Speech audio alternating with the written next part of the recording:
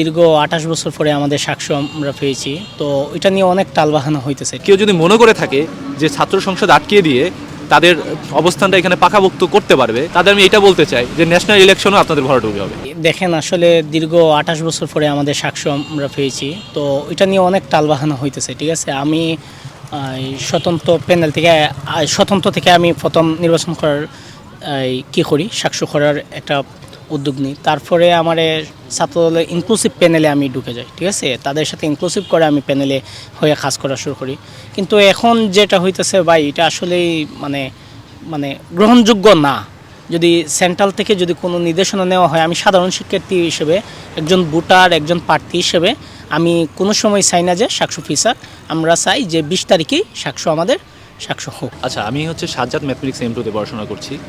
আমি ক্যাম্পাসে দীর্ঘ সময় শিক্ষার্থী বান্ধব বিভিন্ন কাজ করে গেছি।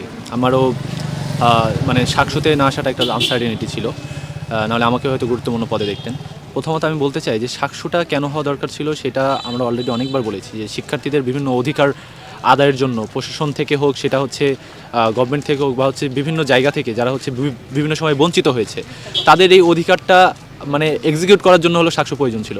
কিন্তু আমার কাছে মনে হচ্ছে যে কাজগুলো হচ্ছে সাক্ষ্যকে কেন্দ্র নিয়ে, এটা লিটারালি নোংরামি।